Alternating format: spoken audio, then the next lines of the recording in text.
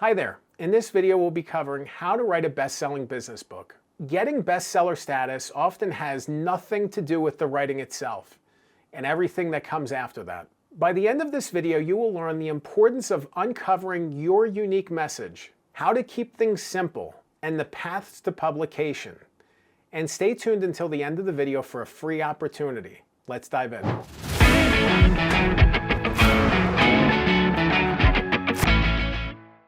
The first step to writing a best-selling business book is all about uncovering your unique message. What makes your story different than everything else that's ever been published before? What makes it unique? What makes it special? What makes it stand out? What makes it even controversial? It's awesome to figure out how your book compares to other books in this area. You know, I always love when I'm beginning a project to compare other titles.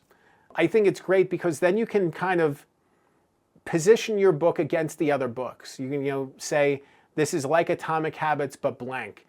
This is like 4-Hour Workweek, but blank. Like something different about it, something unique about it. Being able to take the ideas that are already out in the space and being able to put another spin on it, put something unique and different on it, put, I don't know, some flavor on it, some presence on it. You want to be able to capture the reader's attention from the very beginning, and you want them to see the cover or see the title and say, I'm interested, I'm into this, I think this is going to be a good book. You don't want to confuse them, you want this to be as simple as possible, and you want them to be engaged from the beginning. Keep it simple, keep it simple, keep it simple.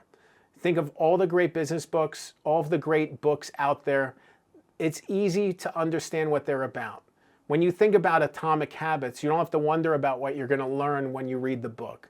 When you think about Radical Candor, you don't have to think too much about what that's about.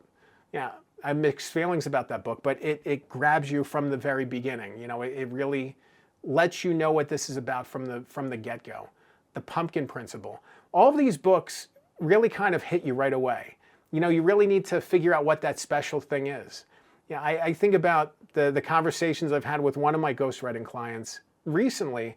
We've been exploring a book and figuring out what to say, and it's been awesome to be able to unlock the message, unlock the power of their story, and to really tap into what makes their message unique and special and what makes it stand out. Because if you're writing stuff that's already been put out there, no one's going to read it. No one's going to care. Your book is going to miss the mark. And you don't want to do that. You want to make sure that the time and energy and effort you're putting into this book is coming into something special, is becoming something special, is becoming something deeper and something more. In the publishing process, there's really two different paths to publishing that I want to explore.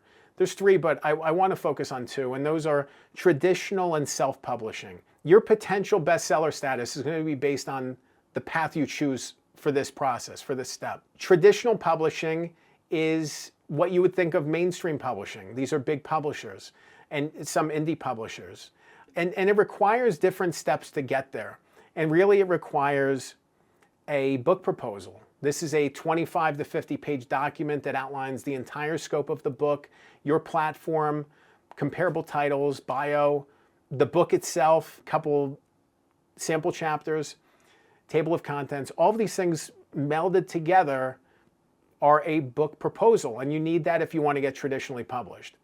The only way to get on the New York Times bestseller list is basically through being traditionally published, and typically from only a handful of publishers. So even if your book sells super well, if you don't traditionally publish through these specific platforms, you're not going to be a New York Times bestseller. It's funny to me sometimes when I meet with potential clients, potential ghostwriting clients, and they talk about wanting to become a New York Times bestseller. And it's like, but this one thing, like, you're not going to be a New York Times bestseller if you don't traditionally publish. The other option is self-publishing.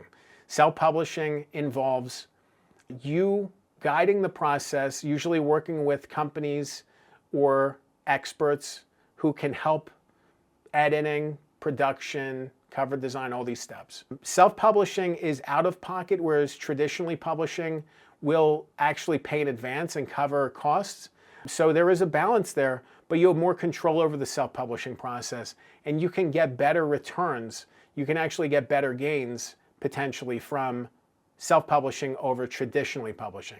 But here's where things get interesting. So we talked about the New York Times bestseller list, which is very, very tough to get on and involves a couple steps, involves the right publisher at the right time, you know, in the right bookstores. All these different things have to line up. You can become a national bestseller as a self-published author. But here's the thing. It's not enough just to write a good book. You really typically need to spend the money to become a bestseller. It's a little wonky, it's a little frustrating, it's a little murky. What word would I use? Scummy, scammy? Like, it goes down a weird road. But basically what it boils down to is there are companies that exist that you could pay tens of thousands of dollars that will send a list of people gift cards, and they will tell them to go buy an ebook version of your book on Amazon on a specific week. And if enough people do that, your book could become a bestseller. I've actually had 2 of my books become bestsellers this way. My ghostwriting projects, clients that I worked with, that I helped on their book, paid money to become bestsellers. So yes, technically I am a best-selling book ghostwriter. It's because the people I worked with to help them write their books spent lots of money to promote their book. So there's a balance there, you know, and they saw power and they saw importance in being best-selling authors. And kudos to them. Like, who am I to say that that's not a valuable thing? I think it's great to be a best-selling author. But it's also a weird process where it's not really reflective of the quality of the book. It's not really reflective of true sales potential and true reach. I would much rather personally have one person read the book and love it and connect with it, embrace it, than I would having a bunch of people buy it and never read it, which is what happens with a lot of these bestseller programs. It's a bestseller flag. You know, Amazon has the opportunity to be a bestseller as well. You know, if you're in a specific category, and a lot of times authors or publishers will choose at least one obscure category. You know, you have 3 different options for categories on Amazon, and people will choose like this obscure random thing that no one reads these books on, just to say, I'm the bestseller for this week in this specific category. Again, it's great to say you're an Amazon bestseller. Not knocking that at all, but there's a system to be gamed, and people game the system. And there's all these little levers that play behind the scenes that kind of muddy the water a little bit. You know, as a book writer, as a ghostwriter, as an author, you're thinking about the message. You're thinking about the value of writing the best book possible. You're not necessarily thinking of bestseller status. But at the end of the day, when you're thinking about becoming a bestseller, in my mind, it's really about having a book that resonates. It's having a book that stands up. It's having a book that means something. And that's what drives me as a ghostwriter when I work with people. It drives me when people's lives are changed and adjusted and their mindset is shifting because of this book, because of this awesome thing. And the other flip side of it is that if you really connect with people on a one-to-one level with your book, you know, there's underlying sales funnels and sales opportunities that exist. You know, maybe they become a high-level coaching client for you. You know, you could turn one book sale into $10,000 of coaching. So it's one of those things where there's so many opportunities that come with book writing, and I don't want you to think of your book as a failure necessarily because it didn't become a bestseller. You know, I would say that if you follow the right steps, your book can be a huge success, and that you won't even care if it's a bestseller or not because it impacted people's lives. It drove your business to new heights. It helped you succeed as a CEO or thought leader. You know, it really stands the test of time and really allows you to plant your flag and just be that expert in this space. It's just an awesome power and an awesome thing. And there's so many things beyond just being a bestseller. So yes, if you're a bestseller, awesome, good for you. It's fantastic. I'm all about it. But there's so many other pieces and elements and powerful things that can come from a book. And I just want you to write the best book possible. And that for me is the most important thing.